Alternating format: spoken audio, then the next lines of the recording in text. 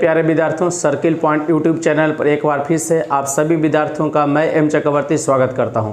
तो चलिए बच्चों, बिहार इंटर स्तरीय बिहार एसएससी की बहाली को ठीक है मद्देनजर रखते हुए आज आपके साथ बायोलॉजी के 20 प्रश्नों के साथ मैं आप सभी विद्यार्थियों का स्वागत करता हूं। तो आप लोग एक बार फिर से पेन और पेपर के साथ तैयार हो जाइए 20 प्रश्नों को लिखने के लिए और साथ में याद करने के लिए। तो चलिए बढ़ते हैं समय को बिना बर्बाद किए हुए, ठीक है। और बिहार पुलिस के परीक्षार्थियों को भी आपको बता दें, जो भी प्रतियोगी परीक्षा की तैयारी करें उस सभी परीक्षाओं के लिए खास करके महत्वपूर्ण ये सवाल बनेगा।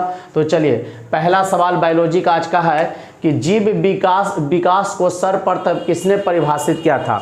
जीव विकास को सर्वप्रथम पूछेगा किसने परिभाषित किया, तो लैमार्क ने। कौन परिभाषित किया था? लैमार्क। जीव विकास को सर्वप्रथम कौन परिभाषित किया, तो आंसर क्या होगा? लैमार्क। अगला सवाल, विकासवाद का सिद्धांत किसने प्रतिपादित किया था। विकासवाद का सिद्धांत कौन दिया, तो चार्ल्स डार्विन। विकासवाद के सिद्धांत को कौन प्रस्तुत किए थे? चार्ल्स डार्विन के द्वारा प्रस्तुत किया गया था। मैमथ किस जीव का पूर्वज है? मैमथ को किस जीव का पूर्वज माना गया है, तो वो हाथी का माना गया। किसका? हाथी का। अगला, पृथ्वी पर सबसे पहले किस जीव की उत्पत्ति मानी जाती है। पृथ्वी पर सबसे पहले किस जीव का उत्पत्ति माना गया? नीलहरित शैवाल का। पृथ्वी पर जो सबसे पहले उत्पत्ति माना गया वो किसका माना गया? नीलहरित शैवाल का।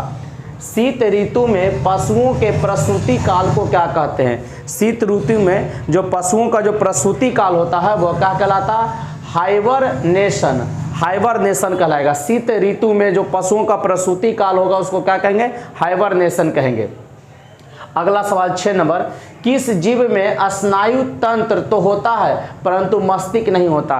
किस जीव में पूछ रहा है? स्नायु तंत्र होगा लेकिन मस्तिष्क नहीं होगा। तारामीन। और तारामीन इसको इंग्लिश में कहेंगे स्टारफिश। तारामीन एक प्रकार का क्या है? स्टारफिश है, जिसको तारामीन को यह स्टारफिश कहा जाता है। जीवाणु में किस प्रकार के राइबोसोम पाए जाते हैं, तो 70S प्रकार का राइबोसोम पाया जाता है। जीवाणु में किस प्रकार का राइबोसोम, तो 70S, ध्यान दीजिएगा 70S राइबोसोम पाया जाता है। किन पौधों में जाइलम वाहिकाओं का अभाव होता है? किस प्रकार के पौधों में जाइलम वाहिकाओं का अभाव होगा? जाइलम का काम क्या होता है? जल का संवहन करना, जड़ से जल को लेकर पत्तियों और अन्य भागों तक पहुंचाना। और फ्लोएम का काम होता है पत्तियों से भोजन को लेकर अन्य भागों तक पहुंचाने का काम होता है। तो वाहिकाओं, किन पौधों में जाइलम वाहिकाओं का अभाव होता है, तो अनावृति बीजी, अनावृति बीजी एवं टेरिडोफाइट्स और अनावृत बीजी, अनावृत बीजी में जाइलम वाहिकाओं का अभाव होगा। अगला, कौन से क्षार डीएनए और आरएनए दोनों में पाया जाता है? डीएनए और आरएनए दोनों में कौन कौन से क्षार पाए जाते हैं? एडेनिन, गुआनिन और साइटोसिन। एडेनिन, गुआनिन और साइटोसिन, ये तीनों जो क्षार होते हैं डीएनए और आरएनए दोनों में पाए जाएंगे। मोलस्का संघ के कुछ जंतुओं में नीले या हरे रंग का रक्त किसके कारण होता है? मोलस्का संघ के जो कुछ जंतु होंगे उसका जो रंग होगा ब्लड का, वो नीला या हरा रंग का जो रक्त होता है उसका कारण क्या है? हीमोइयासिनिन के कारण। हीमोइयासिनिन के कारण उसका जो ब्लड होगा हरा या नीला रंग का होगा मोलस्का संघ के समूह के जंतुओं में। चलिए बच्चों, 11 नंबर सवाल देखा जाए। कवकों और उच्चतर पादपों की जड़ों के मध्य कौन सा कार्यात्मक सहचार्य पाया जाता है? कवकों और उच्चतर पादपों की जड़ों के मध्य कौन सा कार्यात्मक सहचार्य पाया जाता है? कवक मूल पाया जाएगा। क्या पाया जाएगा? कवक मूल पाया जाएगा। ईस्ट और मशरूम किस प्रकार के जीव हैं? ईस्ट और मशरूम किस प्रकार के? तब फफूंद। ईस्ट और मशरूम किस प्रकार के जीव होते हैं? तब फफूंद प्रकार के जीव होते हैं। कपास में पाए जाने वाला प्रमुख घटक कौन सा है? सेलुलोज। कपास में पाए जाने वाला प्रमुख घटक पूछेगा कौन होगा? सेलुलोज होगा। लाइकेन किससे निर्मित होता है, या लाइकेन किससे बनता है, या लाइकेन किसका सहजीवी है? तो कवक और शैवाल का। कवक और शैवाल का। लाइकेन किससे बनेगा? कवक और शैवाल से। किसका सहजीवी है? तो कवक और शैवाल का। क्लोरोफिल के निर्माण में कौन सा तत्व महत्वपूर्ण होता है? क्लोरोफिल के निर्माण में पूछ रहा कौन सा तत्व महत्वपूर्ण होगा, तो मैग्नीशियम होगा। कौन होगा? मैग्नीशियम। अधिकांश कीट किसके द्वारा श्वसन करते हैं? जो अधिकांश कीट होंगे उसका श्वसन क्या करेगा? वातक तंत्र, इसी को ट्रैकिया कहते हैं। वातक तंत्र या इंग्लिश में ट्रैकिया कहेंगे इसको। कौन सा प्राणी अपने आंत में जल का संग्रह करेगा? ऊंट। कौन सा प्राणी अपनी आंत में जल का संग्रह करता? ऊंट।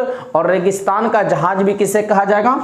ऊंट को कहा जाता है। रेशम का कीड़ा अपने जीवन काल की किस अवस्था में वाणिज्यिक तंतु उत्पन्न करेगा? रेशम का कीड़ा अपने जीवन काल की किस अवस्था में वाणिज्यिक तंतु को उत्पन्न करेगा, जिसको आप बाजार में बेचेंगे या उसका जो बिक्री होता है?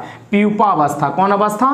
प्यूपा अवस्था में वाणिज्यिक तंतु को वो निर्माण करता है।